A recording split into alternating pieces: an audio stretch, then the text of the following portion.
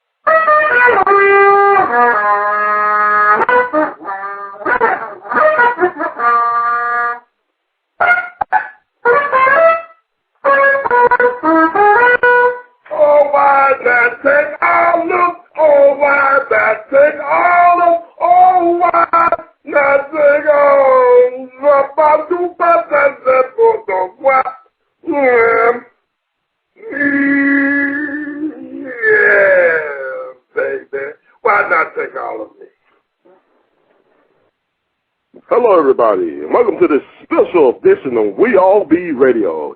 Yes, that's who you was and who you think it was. It was Louis Satchmo Armstrong. He's in the studio today. He will be our special guest for the hour. This is, after all, this is the month of National Black Music Appreciation Month. This is about music appreciation from the African diaspora. This is a nationally recognized month for that. And so, as a tribute to this special month, we at We All Be Radio decided to exhume Mr. Satchmo from the grave. He will be our special guest for the hour. And thanks a lot once again for tuning in to We All Be Radio. I am your host for the hour, the artivist, also known as R2C2H2. And without further ado, boys and girls, ladies and gentlemen, saints and sinners, please welcome to the microphone for this special one-on-one interview, post-mortem, I guess, is Mr. Louis Daniel Satchmo Armstrong. Mr. Louis Armstrong, please welcome to the Artivist Presents We All Be Radio. Thank you, Mr. Artivist. It's good to be here with your good folks here at We All Be Radio, and let us send a shout out to everybody out there listening right now.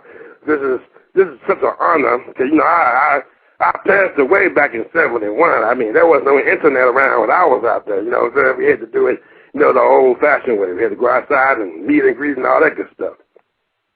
Well, I appreciate it, Mr. Armstrong. Thanks for being here. And we really appreciate you because, you're like one of the founding fathers of this American music phenomenon. You like the Picasso of jazz, or, like the Bach or Beethoven, or all that good stuff. Yeah. Stop all that jazz and stuff. Let's get to the point, man.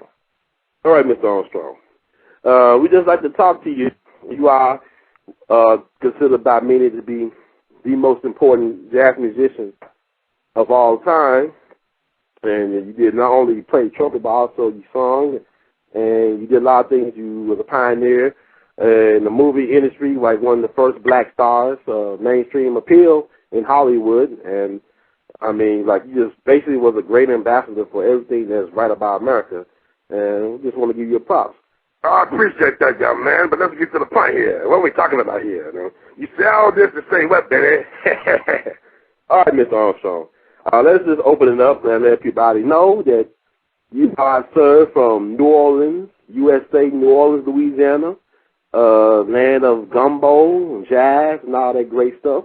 Can you please tell us a little bit about your early childhood or growing up in New Orleans, Louisiana, around the turn of last century?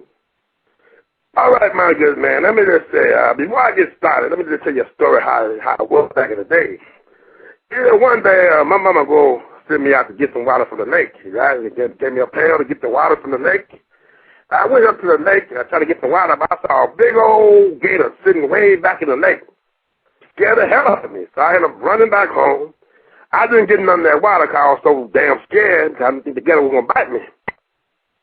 And my mama said, hey, Louis, what's wrong with you, man? That gator is just as scared as you are of him.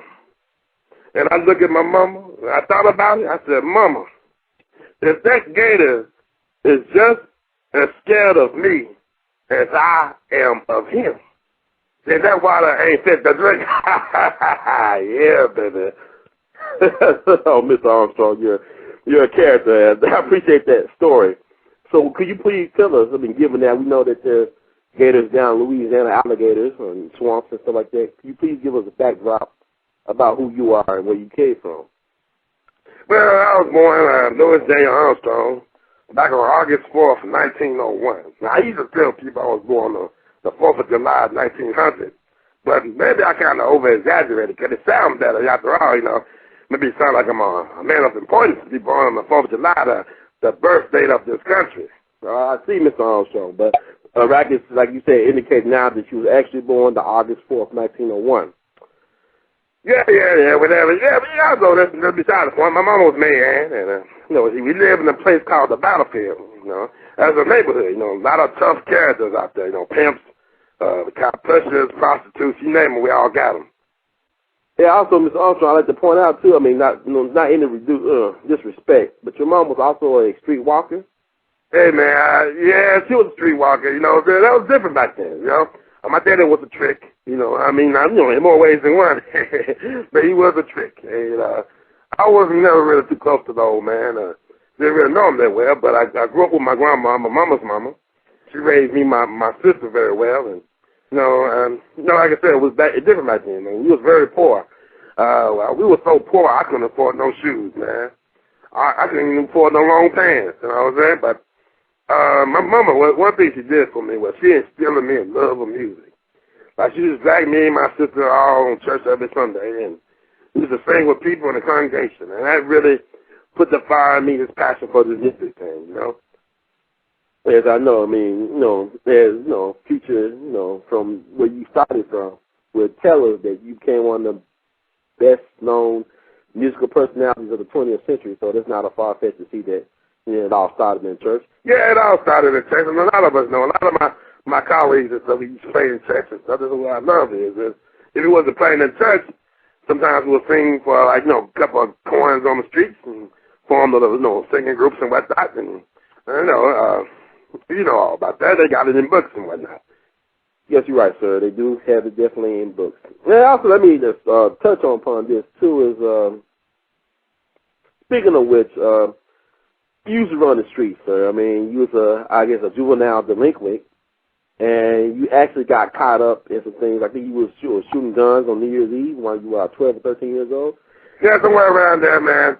Yeah, man. It's about, it's just boys having fun. Boys will be boys, huh? Yeah, that's beside the point. But also, this marks a very important, pivotal point in your musical development.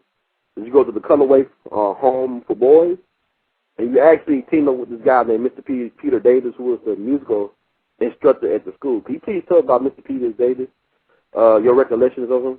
There's no problem with that. Let me see. Mr. Peter Davis, he was a character, like a very tough guy, disciplinarian. he had high values, high standards, and he demanded the best from his students. And yeah, he was the music director of the band. And he thought I was one of them good old no good boys. I was one of them ruffians that ran the street. He thought me as a thug type fella, but I mean, one day he gave me a horn, a cornet, and I started blowing on it. And so all of a sudden, he just took a liking to me. He saw a lot of potential.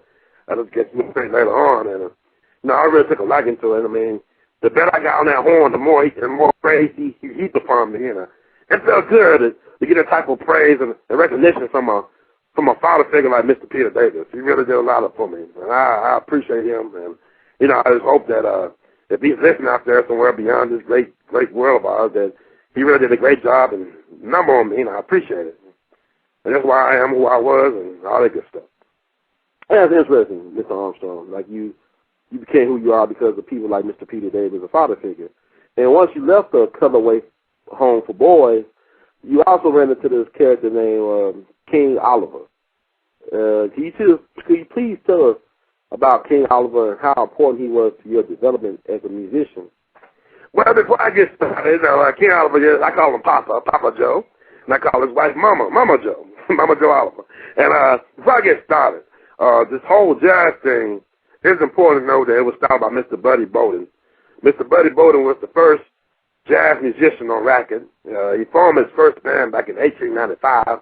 A lot of people would say that was the first jazz band ever formed. And we call him the King of New Orleans. He was the king of jazz trumpets. He was the first king of jazz. Like, basically, he laid the blueprint for people like me, Buddy Petit, Freddie Kepler, and Papa Joe to follow. So I got to give homage and all thanks to Buddy Bowden, Mr. Bowden. Oh, yeah, we can't forget about Mr. Buddy Bowden. Like you say, he basically was the jazz king from 1895 to 1907 in New Orleans. Then, unfortunately, he went away to Jackson State Mental Institution, correct? Yes, right. He went away. And, unfortunately, he passed away back in 1931, but he spent the rest of his days in the mental institution, never to come back to New Orleans, only after his death. Hey, but when you hear me and hear anybody that's playing trumpet, we all are playing echoes of Buddy Bowden. Because without Buddy Bowden, there will be no jazz trumpet. And that's first and foremost. And no jazz at all, because basically he really had nobody else to follow before him, and he basically made the blueprint, like I said. With that said, Mr. Armstrong, I thank you for that, anecdote about Mr. Buddy Bowden. But also, let's get back to Papa Joe Oliver, King Oliver, as you will. Can you please tell us about King Oliver and how important he was to your development on your chosen instrument and your chosen career? Well, I used to carry a horn for Papa Joe in the parade. See, the second line, down in New Orleans, we love marching and having parades and Mardi Gras, stuff like that. We're a very festive culture, so everything's celebration, whether it be funerals, like I said, Mardi Gras, weddings, or whatever. We're about celebrating life through music. That's what we do down there. It's a bunch of gumbo. Everybody's black, white, Creole, color, whatever. We all just do our thing together sometimes. And music is just a phenomenal connector, a universal force, if you will. But Papa Joe was so important to me. I call him Papa because he was my true father figure. Because after I left the color home for boys, I ran to Papa Joe, and Papa Joe showed me some little tricks on trumpet. Because Papa Joe was a master trumpet player. He announced some mutes and whatnot. He can make his trumpet talk. So he can make it sound like a baby, he can make it sound like a horse, he can make it sound like a human being. So really, he taught me how to do a couple of tricks on trumpets. And when he was getting busy with his schedule as far as like booking and whatnot, sometimes I'll go cover for Papa Joe down in Storyville and all that good stuff, or I'll go play a Lake Pontchartrain, a big old lake out there in New Orleans, and make a little bit of money on the side. But yeah, Papa Joe was my mentor. He was my true father figure. And if it wasn't for Papa Joe, I wouldn't be right here talking to you right now, young man, about my experiences growing up down in New Orleans. This is true, sir. And I really appreciate you and Papa Joe Oliver. But I just wanted to put it out to see how important he was to your development because, he's not as remembered as he should be. But, you made a point about Buddy Bowden not being remembered as he should be as well. But, if it wasn't for all these people that came before, you wouldn't became who you became, correct? That's right. Y'all got to get homage to the past, man, because without the past, there's no present. Without the present, there is no future. Oh, yeah. All right. Mr. Armstrong, that's hilarious. Also, I'd like to ask you, because Papa Joe, not only was he important as far as helping you form your artistic voice, but he also was important as far as you getting removed from the New Orleans scene and going on to bigger and better things. Like Papa Joe, you actually took his place in a marching band, correct? Yes, I did. Once he left to go up north to Chicago to try his luck with his own band, I took his place, and I soon followed after that. But it took you a time to really get your courage up to lead New Orleans. Can you please tell us about that? Oh, yeah, man. I mean, all I knew back then was New Orleans, and I never been beyond anywhere else, man. I'm just a good old homeboy, as they call it now. I mean, I didn't know nothing, man. Superstition and stuff like that, man. I had my family back home. I ain't had no family nowhere else, man. That's all I knew.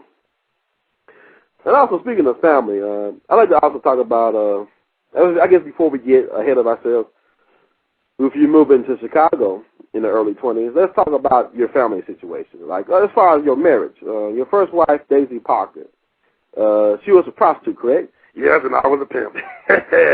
You know what I'm saying? It's hard out here for a pimp, even back in them days. You know what I'm saying? Dig me, man? All right, Mr. Armstrong. Yes, we understand. It was hard out there for a pimp. But I just bring this up because a lot of people sometimes, they place all this pimp culture thing and stuff on the hip-hop culture. But my understanding from talking to you and reading about you and about other musicians during your time period that everybody had a little bit pimping on the side, correct? Oh, yeah, man. Like, come on, man. Man, I used to play jazz up in Storyville, ragtime, all that shit. I mean, excuse me, man. Pardon my French. But we used to do all that, man. I mean, it was a thing, man. We had some of the flashiest players that ever lived, man. I mean, you know, did my jelly roll. I mean, that light-skinned Creole guy, he's a sucker, but, he walk around with diamond belt buckles and whatnot and diamonds in his teeth. A lot of my people that I liked when they had gold teeth and had women on the side. And I mean, it was just, it was a different time, man. I mean, people was different back then, man. You know what I'm saying? I mean, one of the greatest pimps that ever lived was Clark Wade, and that boy was a sharp cat right there. That was a sharp brother. It was a damn shame when his girl took him out, though. But hey, that's the pitfalls of the game sometimes. But a lot of people I grew up with and I worked with, that was like a stacking job, pimping. So, I mean, it's like, they talking about the hip-hop cats and rappers and stuff like that. But it actually started with us, we played ragtime in Storyville, the brothels and whatnot, and, that's the way it is, man. Yeah, my first wife was a prostitute, and sometimes she get a little bit crazy, Daisy. I love Daisy. I mean, she was my first love, as you say, and you made a point telling me my mom was a prostitute, and I love these women. You know what I mean? It was rough women, but they was good women, man. They treated me right, man. But sometimes I pissed off Daisy. She started throwing bricks at me, man. I mean, hit me all over my head and whatnot. Hurt the hell out of me. That's like Mr. Armstrong. It must have been made about her throwing bricks at you when she got mad, but you said that she was very loyal to you. And I think that's very important as far as like your relationship with women. Although you were married 4 times, I mean, I never gave up. I never quit. And I think that's the most important part to talk about. Yeah, you can talk about my shortcomings and whatnot, but I gave it my all, man. I tried 4 times to get it right, and the 4th time I got it right with Lucille. So I'm very thankful for getting that many times to get it right in the first place, because a lot of folks get that many times to get anything right in this lifetime. You dig me, man? I dig you, Mr. Armstrong.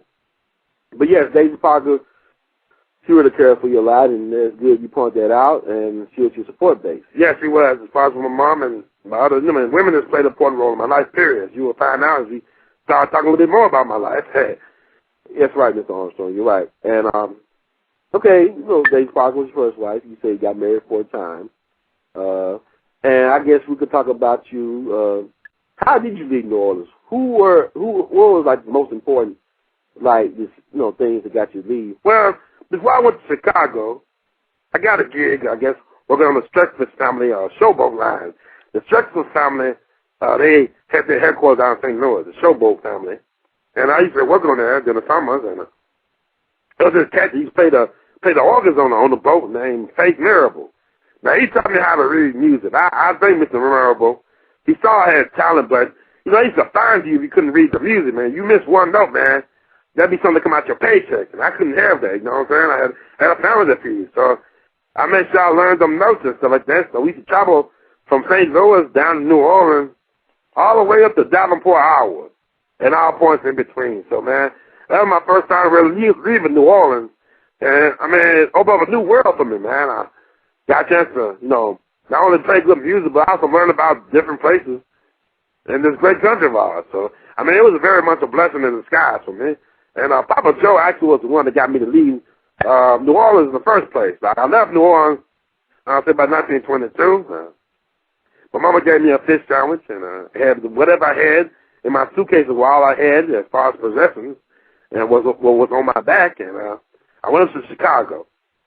Can you please tell us about the scene in Chicago and how it was back in the early 20s going to Chicago?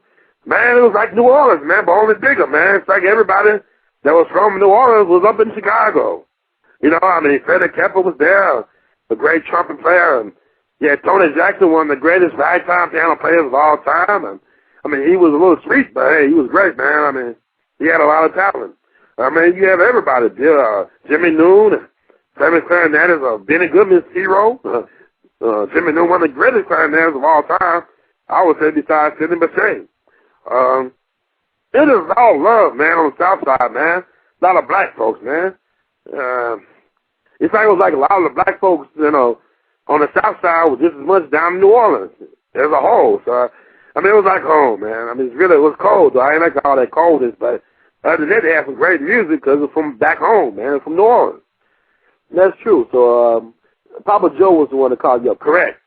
And he had a job for you as second trumpet in his original Creole Jazz Orchestra, correct? Yes, I was second trumpet, playing behind Papa Joe, but Papa Joe, man, he was my idol, man. I couldn't be but second trumpet to him, man. I mean, I really love this man, man. He was the one that saved me from having a life of obscurity, man. I mean, if it was for Papa Joe, man, you wouldn't be talking to me right now, man. You dig me? Yeah, I dig you, sir. I understand that. So Papa Joe was very instrumental in you being in Chicago. But also, Papa Joe was very instrumental in introducing you to another woman that will play an important role in your life. Could you please talk about Lil Hardin Armstrong? God, Lily. That's my heart right there, man. Lil Hardin, I mean, she was a piano player for Papa Joe. And she was a pretty old Philly. She was from Memphis, actually. She was from Philly, but she was pretty old Philly, you know. But she was from Memphis, Tennessee.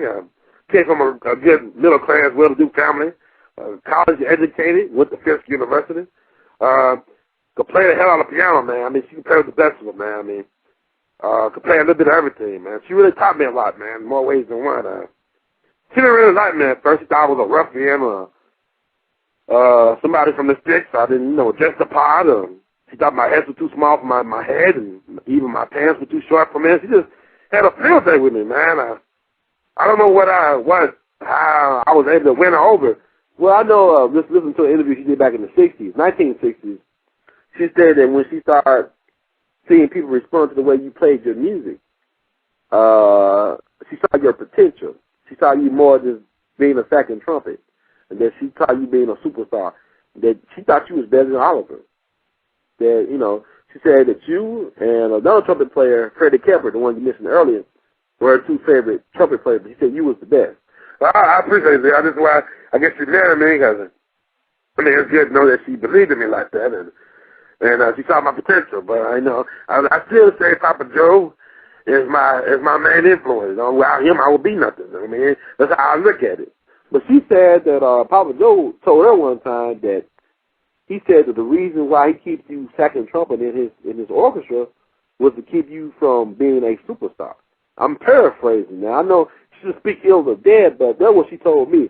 Oh, man, that's not all true, man. I mean, sometimes, Papa Joe, we have two different styles. He was more into those funny sound effects, and I was more into playing my notes, But at the same time, man, without him, I wouldn't be where I'm at. And sometimes, we all people, man. That's human nature sometimes. Get a misunderstanding, but other than that, man, I don't have nothing really to say bad about the man, I love him. I understand that. Well, I need to stop touching on that. So, I think it's not really important in the bigger scheme of things, but the fact that Lil Hardin Armstrong did take a liking to you and did see potential, because she was the one that told Papa Joe that you was leaving, correct? Oh, yeah, man. Sometimes, I mean, yeah, I admit I have a hard time sometimes. Sometimes I be a little bit passive and trying to tell people what I need to tell them. But at the same time, I mean, I guess it was better for her to do it because it's been hard for me. I mean, like I said, this guy saved me from a life of obscurity, but at the same time, I guess it was time to really move on. So with that, I thank Lil for having the strength and fortitude to really get me out of that situation, because without her, I don't know where I would be again. And that's true. So Lil Hardin Armstrong got you free from Papa Joe. And, I read somewhere where she was saying that, y'all started writing songs together, preparing for the second phase of your great career, which is you actually leading your own, like, small jazz group, correct? Yes, man, that's it. Yes, sir. And also, she was saying, what happened was, basically she's like your manager and wife, correct? Yes, she was like one of my biggest fans. Not my biggest fan, but one of my biggest fans. But she was one of my great supporters. She just set up concert gigs for me, club dates and whatnot. And she actually helped me get up to the great Fletcher Henderson's orchestra up in New York City back in 1925. Yeah, I want to ask you about Mr. Fletcher Henderson. It's very interesting. She comes to New York in 1925, and you really changed, you really were like a prophet in a way, because you actually were playing the things that were to come. You actually foreshadowed what was going to happen to jazz, the future of jazz. With your playing, your originality, your spontaneity, your fluency in your playing. Could you please tell us about your experience in Fletcher Henderson, man? Oh, yeah, man. It was wonderful, man. It was great, man. I really enjoyed old Fletcher. Fletcher, he was a true visionary, man. He had a lot of us in there, man. He had, Coleman Hawkins, Hawk Beans, as you call him. He was a great saxophone player, but I think I helped show him a thing or two how to really play that thing, you know what I'm saying? Play it hot jazz, baby. I think I really showed him a thing or two, and I was really thankful Mr. Henderson for the chance to bring my talent to New York City. I know, because it's the media capital of the world and whatnot, so I got a chance to play the good old down-home jazz for him, as well as get an audience for my playing. So, but also, Mr. Armstrong, I know he did appreciate your playing ability. He did not necessarily believe in the talent of your voice, of your singing. You feel that Fletcher Henderson didn't think you could sing? No, man, it wasn't nothing like that. Oh, Fletcher, Fletcher college-educated cat, man. You got to understand, man. The man went to school to be a chemist, a pharmacist, and he couldn't get no job over New York City because they was hiring no Negroes as pharmacists. So, he ended up going to this music thing. It was kind of like a fallback on, you know what I'm saying? He's very refined, articulate brother, very well-spoken. And, I come from the way back of town, you know what I'm saying? My neighborhood was called the Battlefield. So, we got that old rough bluesy singing, man. The singing that really is guttering. And he wanted that more, that refined stuff, man. And I can respect that. I guess my voice was a little bit too black for what he wanted, but, things happen for a reason, man. And speaking of such, things do happen for a reason. And you finally made your way back to Chicago, Mr. Armstrong. You and Lil and some other people, some of your friends from New Orleans, were set to make jazz history, correct? Yeah, man. And the thing about it was, you did these phenomenal recordings. You were leader of a small group called the Hot Five and the Hot Seven. Could you please tell us about that time in your life? And did you really know what you was doing was to become the blueprint for the jazz to follow throughout the decade? Man, I can sit up there and say, yeah, I do that, but I be lying my ass off. I didn't know a damn thing, man. It was all about, I just wanted to make a living as a musician, man. I didn't know, this was going to be the future, man. I just know that what I like, I played what I like, man. And I like playing for people. If people really dig what you're playing, man, that's all I really care for, man. I just want to make people feel good about themselves, man. It was a blessing. Like, again, Lil, I guess she understood my value more so than I did at that time, And I was able to play once again the high five, high seven. I was playing with some people from New Orleans. My friend Kid Oren. There's some old folks. Johnny St. Phil on banjo, guitar, and some other good old boys from down from New Orleans. And we just had a great old time, man. I appreciate it, man. And I got a chance to meet some other folks from around the country, man. Father Hines, Earl Father Hines. That was a sharp cat right there, man. He was very jazzy, man. He played, when I played on trumpet, he played that on piano, man. That's how smooth that brother was, man. A lot of great players from Pittsburgh, man. So, I mean, it was just really fun mixing it up with all these great, phenomenal people, man. I mean, I was really blessed at that time to be able to do that. And also, this is the Roaring 20s. And jazz was kind of looked down upon by the mainstream, man. You know, just kind of like what hip-hop and rap is today, so to speak, in a lot of ways. Blame for a lot of the problems of their time, whether rightly or wrongfully so. But also, I mean, jazz, since this was such like an outlaw type of culture thing, the places you had to play were owned by gangsters, correct?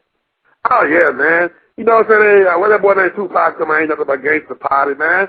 It was always a gangster party, man. You know, I used to play for Snorky. Who is Snorky? Al Capone. Yeah, man, that was his name, man. He's an interesting cat, man. He almost the clubs on the south side, man. If you wanted to play the clubs back in Chicago by them times, you had to go through the little big guy. You know what I'm saying? Al Capone.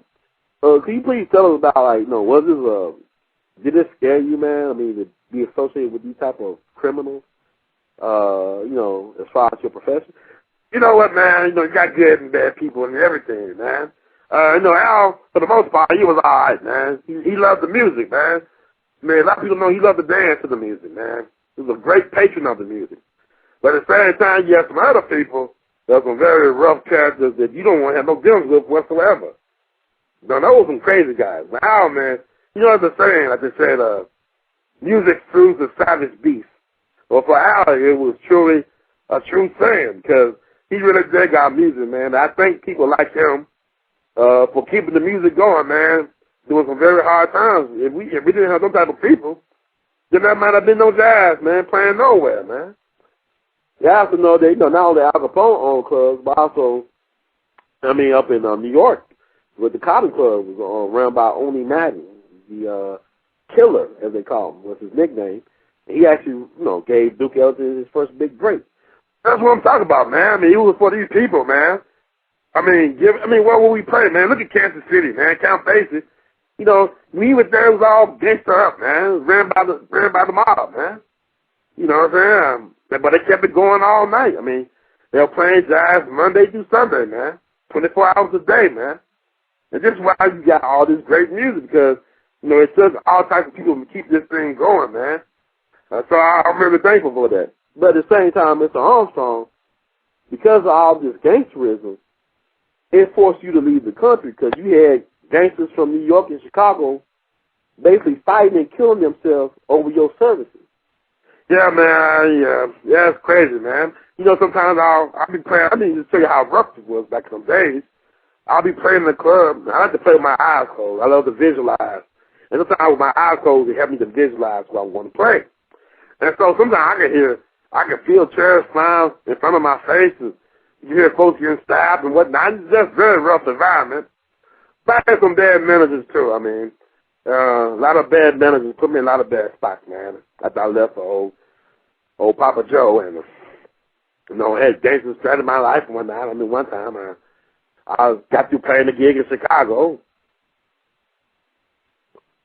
I was in my dressing room, just getting myself together, and he's on this very interesting character named Frankie Foster.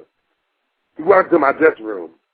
You know, I'm just getting ready. I'm just trying to, I'm just getting myself together. He said, Louis, you know, we expect you to play in New York tomorrow night at so-and-so time. I said, hey, man, I got a gig right here in Chicago I'm not through playing with, man. I can't go up to New York. I got to play this gig I've got right now. Then he pulled a gun out and put it in front of me on my table. And I said, you know what time is that time the train leaving, man? I mean, that was some wild times, man. Yeah, I went over to Europe for a couple of years just to get away from that environment, man, because they were trying to blackball me and do all types of things. And I didn't like it, man, because I love living, man. You know what I'm saying? But in order to live, you got to have to make sure your body's working right. You know what I'm saying? And I love playing my trumpet, man. So I went over to Europe for a while till things kind of died down. Oh, yeah, that's a good point, Louis. It was like your first time going to Europe, correct? Yeah, it was my first time going overseas, man, London and all that good stuff. Very interesting, man. And people really love good music over there. And so it was an honor to really play for them over there. So I didn't have no problem with that. Just my management, man. Your management really ran you to the ground. I mean, they did a lot of dirty stuff to you before. And I also like to quote this story that you always tell Austin about finding like a good white manager. Because it was hard for anybody but white people to really represent black music talent back in them times. Oh, yeah, man. Things really improved a lot, man. I mean, yeah, it's like things going kind of slow, but it's also some improvement today, man. So, I mean, sometimes it takes those type of things, man. Yeah, it was hard for black management to really break into this, entertainment business in the U.S. So you end up, actually, of all things, you hooked up with Mr. Joey Glacier. He really became your manager for the rest of your career, correct? Oh, yeah, man. Joey was really awesome, man. He's a great cat, man. He really loved the music. He really respected me, man. And I got to tell you, Mr. Armstrong, can you please tell a story about, first before I say it, Joey Glacier, he also had connections to the Al Capone gang, correct? Oh, yeah, man. Joey was my brother. I mean, he was a good fella, I mean, a good fella. I really like that movie, man, but I'm saying he was good, you know what I'm saying? He treated me right. He respected my talent. He put me in the right places. You know what I'm saying? He didn't put me in any type of danger, man. So that was a blessing right there. Okay, that's good. With that said, can you please tell us about the story that a friend of yours told you how to be successful in your field? Man, sure, man. Let me just take a sip of this drink right here, and I'll tell you right quick. I had a friend of mine down in New Orleans. I told this story to the Queen of England, and Tony Bennett could tell you he was there. He heard me, and Queen Elizabeth asked me how I get started in this music, all this stuff. I was telling the Queen, I said, you know what? A friend of mine named Black Benny. Black Benny used to be a bass drum player, a pretty dark-skinned boy, big, built boy, about 6'6", dark-skinned with nice hair, And also he was a pimp, like I told you, this was normal, to be a pimp and a musician back in them times. And I told her, I said, look, Black Benny, I don't want to, I just want to do this music thing for the rest of my life, man. I don't want to work no other job, man. I just want to get out of this out of New Orleans, too, man. I hate this condition, man. Like, I look on my back every minute and don't know where my next, meal is coming from because of lack of employment. And he looked at me and said, you know what, Louis? I'm going to tell you something. You found you a white man that likes you, that respects you, that will fight and take up for you, take a stand for you. And you become that white man's nigger. Boy, the Queen, she really turned frustrated after that. But I offered after that to relieve her stress. I said, you want some Swiss Chris, baby? Yes, Swiss Chris was actually a laxative that you was the spokesperson for? Yeah, man, because I believe in being regular, man. Because if you ain't regular, then you ain't right. And if you ain't right, then you can't really do nothing else. You go crazy, man. So I always use Swiss Chris and some other stuff to get me regular. And speaking of regular, is it true, Mr. Armstrong, that you smoke weed every day of your life? Oh, man, yeah, I got the vapors every day, the muggles. Ooh, yeah, that was some good stuff, man. See, the weed smoking, that was my insulator against racism. You understand, man? Because it really was, Jim Crow was a drag on your self-esteem and your enthusiasm. You dig what I'm saying, man? Yeah, I understand that, Mr. Armstrong. And that's why I think so interesting. Like, they blame this once again on the rap culture and hip-hop culture, but it was a known fact that a lot of you musicians smoke weed. Is this true? Oh, yeah, man. Not only that, we also wrote songs about smoking weed, man. Got the vapors, the vipers, man. I wrote a couple songs. Man, matter of fact, man, sometimes if you look at me close enough on TV or in the movies, Like I said, I smoke weed every day, man, and I hit my high C's. I get so high in the sky, yeah. Okay, Mr. Armstrong, that's hilarious. Oh, man, let me tell you about a story, man. I'm going to just dip this nice little tea right here. I'm going to tell you about a story, man. One time, you remember Tricky Nixon? Tricky Dick, right? Oh, yeah, Richard Nixon, the President of the United States? Yeah, man. This is a story about when he was President of the United States, right? We was at the airport, right? Going through check-in. But I had this suitcase, one suitcase I had full of marijuana, of weed, man. And I was scared as hell, man. Then all of a sudden I heard this voice say, "Hey, Louis, can I help you with your bag?" It was the president, man, Richard Nixon. So I said, "Sure." I gave him the bag with the weed, and he just went right through, because he was going to stop the president. I don't care if he got coke in him. I don't know what he got in there. But who's going to check his bag? He's the president of the United States. So once he got through all that, he just gave me my bag, but, "Hey, thank you. Go ahead. Have a nice day." I said, "Thank you, Prez." And I went about my way. Went about my business, man. So that's the story, man. It's true. It's all true, man. I wouldn't lie to you. That's interesting, Mr. Armstrong.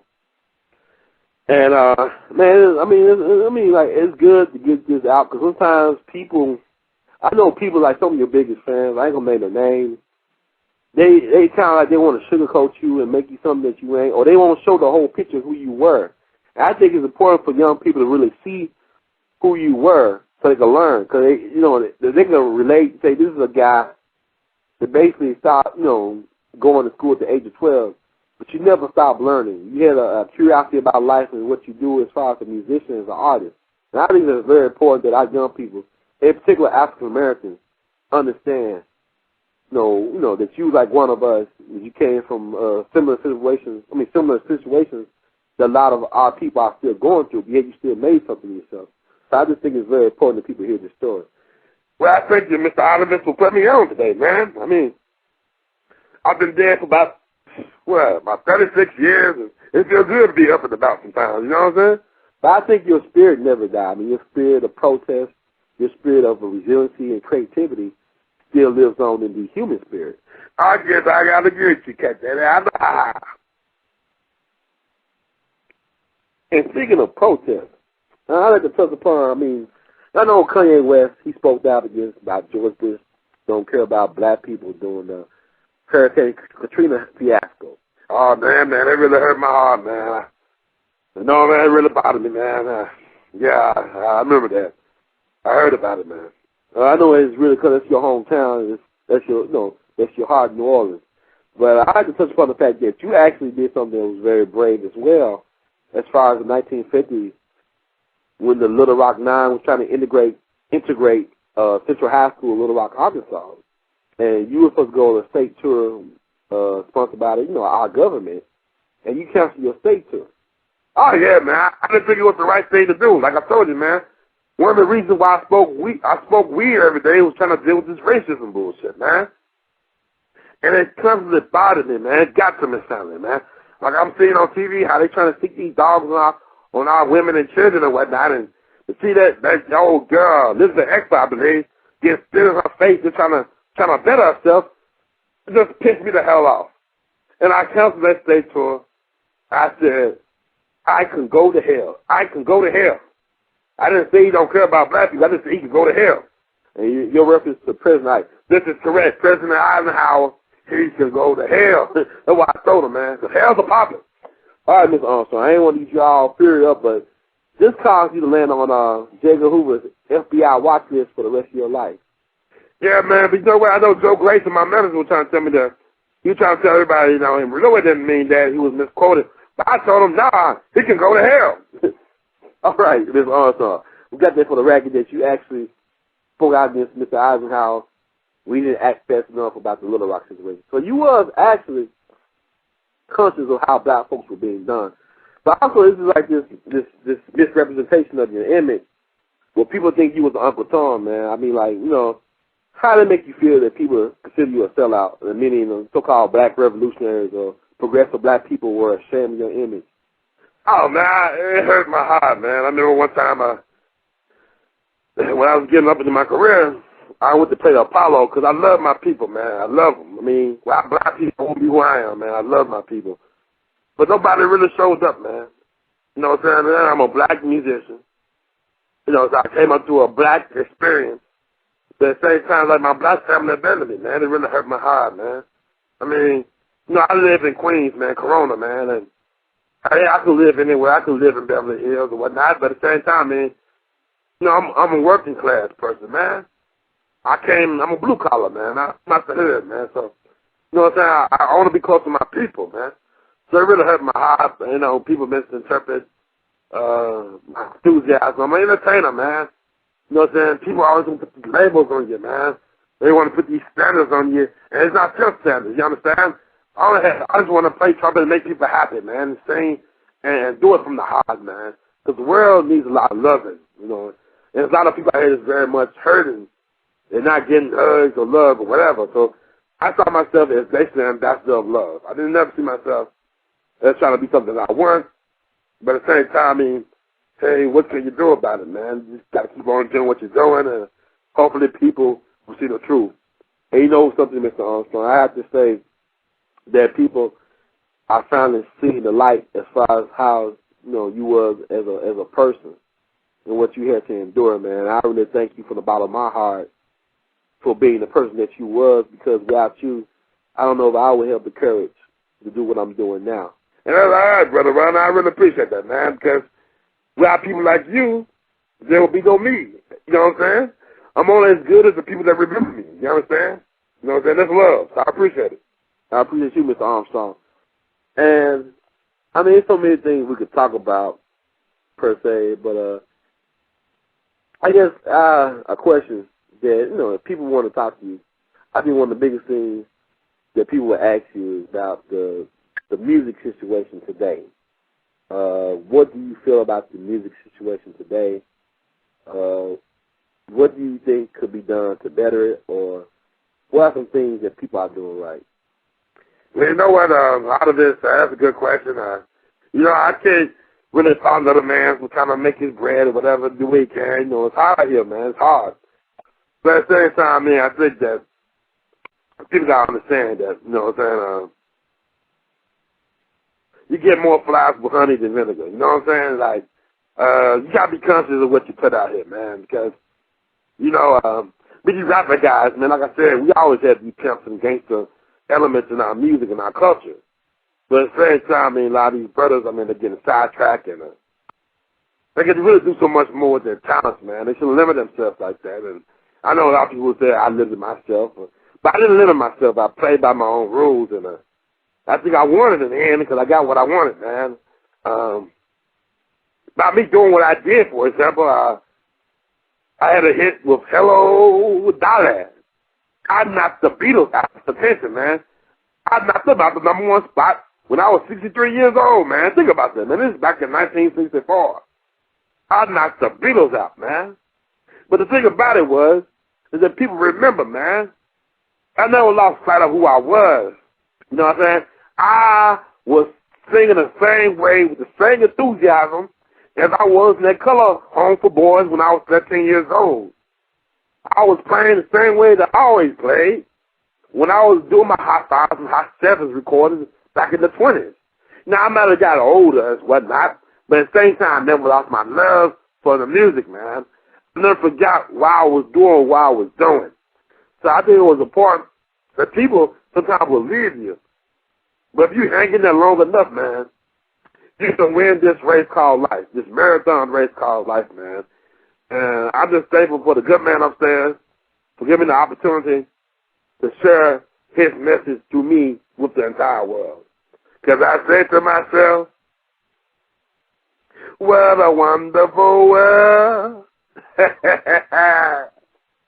I agree with you, Mr. Armstrong. We thank you so much for sharing so much with us, man. It's really appreciated.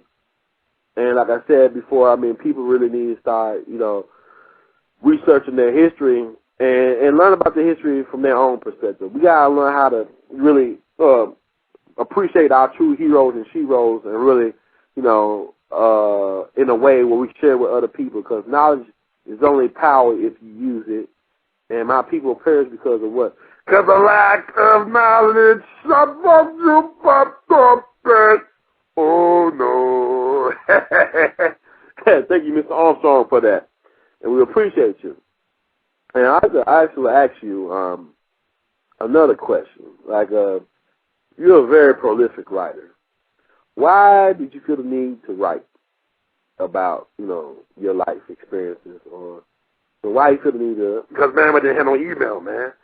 Man, all the text messages and email, all this stuff that I got now, man. Anyway, that's not the point I'm trying to make. The reason why I had to write, man, because like you were talking about earlier about my legacy, about me as a person being misrepresented. And I want to make sure that I set the record straight from the horse's mouth or from the Satchmo's mouth, you know what I'm saying? I want to make sure that people understood where Louis Daniel Armstrong was coming from, why I did the things that I did, and why I love the people that I love, man, because a lot of times I look around, people write stories like, it's a damn shame what they did to Billie Holiday, man. That lady sings the blues crap. You know what I'm saying? That wasn't Billie, man. I knew Billie. We did the movie New Orleans together, man. Billie was much more than that. Billie was a beautiful person who got caught up in this racism thing, man. And she wanted what everybody else wanted. She wanted this to be love and to give that love back in return. And I want to make sure that people understand that, with Louis Daniel Armstrong, that all I wanted from everybody else is to be loved back. Because I'm always going to give my love, you know what I'm saying? That's why I do what I do. But that's why I wrote what I wrote, because I really wanted people to know how I felt, for the record, After how long left the scene, maybe what I say will resonate for all time. Yeah, that's good, Mr. Armstrong, because I read your Louis Armstrong in his own words, and I actually got a chance to interview Dr. Thomas Brothers. Oh, he's just a great man. Dr. Brothers is my brother. You understand? He's my brother from another mother. Yeah, but he's very enamored with you in your career. And even Mr. Scott Yano. Oh, I know you know. Scott Yano is a good brother right there, too.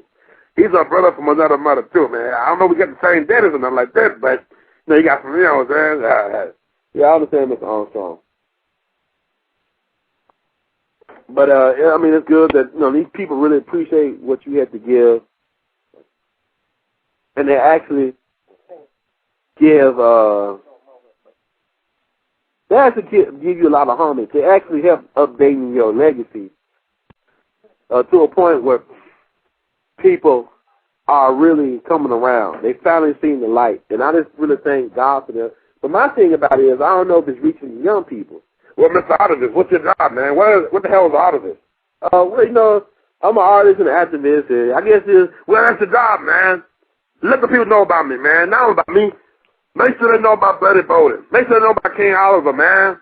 Make sure they know all about the great one, man. Buddy Petit, man. Freddie Kepler. Never let them forget, man. You're right. Sometimes it get hard out here, but you gotta love the people, man. You gotta serve them, man. That's what I'm telling you, man. It's like I'm Dr. Phil over here. Dr. Phil good. Man, I'm gonna light me up a joint or something over here, man. Well, Miss Armstrong, don't do that, Yeah. Whatever, man. Anyway, man, I really appreciate you taking the time to enlighten the people about me. And I feel really humble, and I'm very blessed, man. And I just like to thank you for that. Well, I thank you, Mr. Armstrong. And like I said, I'm going to keep on doing the job because next week we're going to have Dr. Manny Marable on. And he's a Malcolm X expert and all that stuff. Oh, yeah, Malcolm X fellow. You know what, man? I understood where you was coming from, man, because I came from the same place, man. And, sometimes, hey, you know what I'm saying? People do what they got to do, man, and I really respected what he was trying to do, man. I understand you did, Mr. Armstrong. I know we all ain't going to agree on the same thing, but we all can agree to disagree. That's correct, my brother. But I'm definitely in agreement with a lot of people that say that you like one of our greatest national treasures of all time. Well, I thank you, my brother, for that, man. And you are a national treasure in the making it yourself, man. Not only that, you're God's gift, man. Like all of us are. All God's gifts, man. All God's kids, man.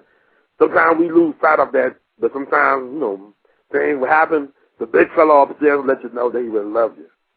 So I appreciate that, man. And we appreciate you as well, Mr. Armstrong. And like, do you have any closing thoughts or words of wisdom for our viewers? Listeners? Man, but before we, wait a minute, Mr. Armstrong, I want to make sure I touch upon everything that needs to be touched upon, because I know it's going to be a while before I can talk to you again, to make sure we cover everything that we need to cover, Mr. Armstrong, because we could go on so many things, so many tangents and whatnot. And let me see, what can I add to the conversation? So you are Mr. Louis Daniel Armstrong, Mr. Satchmo himself. What can be done as far as, like, jazz? Like, people are slowly but surely coming around, but at the same time, like, you're going to reach out to young people and try to get them educated about the history of jazz, as well as participate in jazz. Well, one thing, I think what's got to be done, man, is that the government really got to step in, man. I think that if we are a world leader, we are the world superpower, the United States of America, we're going to get the world to listen to some jazz, man. Everywhere I go in Europe and whatnot, man, they know about Satch, and they know about all these other great musicians and stuff that came out of the United States. But when I come around here, or I used to go around when I was a mortal, when I used to walk around the earth, sometimes go to the neighborhood, nobody don't know who the hell I was, let alone anybody else that played this thing of ours. You dig what I'm saying, man? So I think what needs to be done as far as jazz education is to first form a minister of culture. We need a minister of culture. Like, over there, like in Paris in France, and anywhere else, they got a minister of culture. You got the gatekeepers of the culture. And we need to start putting music education back in the schools and start teaching about the history of music in this country and start getting more of an African-American perspective or a black person's perspective in that music education. Because all this stuff came out the plantation, man. Don't let them jive turkeys tell you that it came from over in Europe and whatnot, man. It came from former slave people, man. 40,000 people came to New Orleans back around the turn of last century, man. These were my kinfolk, man. So the blues and whatnot, and stuff came out the plantation, man, came from the country, man. But more important than that, all this stuff came from the West African drum beat, man. People need to know about that, man. I remember I went over to Africa. I saw a woman look just like my mother over in Africa. It really amazed me, man. And some of the stuff that he's working with them taco drums and whatnot, it sounds very jazz to me, man. So jazz came out of the black experience, and I think that it really be taught in schools. I think if you teach that in the schools, that not only will people have a better appreciation for black Americans, but also black people will start loving black people a little bit more. And I think that's very important, man. Very, very important.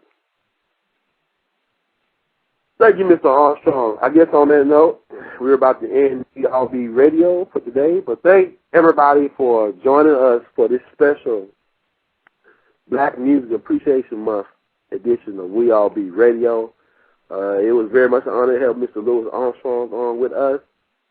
And we thank everybody for listening. If you like what you heard today, please, as always, spread the good news and, let people know about this phenomenal program that we're doing on We All Be Radio.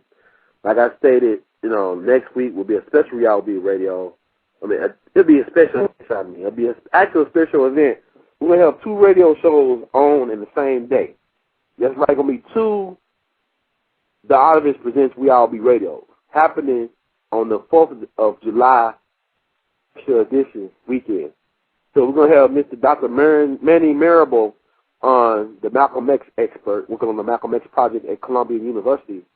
He'll be on as well as artist extraordinaire #1, Mr. Rod Crawford, innovative visionary in the creative arts. He'll be on as well. Both of these guys will have 1 hour to themselves. If you like to call in, please feel free to do so. I will be supplying the information this week on We All Be, the alternative news website, and you can visit us on We All Be at www.weallbe.blogspot.com. Once again, that's www.weallbe.blogspot.com. Once again, that's weallbe.blogspot.com. And if you have any questions or comments about today's show or anything else, please hit me up and us on. I said, hit us up at r2c2h2@gmail.com. Once again, that's alphabet R, numeric 2, alphabet C, numeric 2, alphabet H, numeric 2@gmail.com. And we really appreciate Mr. Armstrong, as well as all the listeners out there, the faithful listeners, and the soon-to-be regular listeners out there in the cybersphere. And hopefully you will spread the word about this program. We thank you so much. And Mr. Armstrong, we love you madly as your friend. Yeah, old Duke said, I love you all madly, too. Thanks a lot for having me on out of this. Until again, I do. And that wraps up We All Be Radio. Thanks a lot, everybody.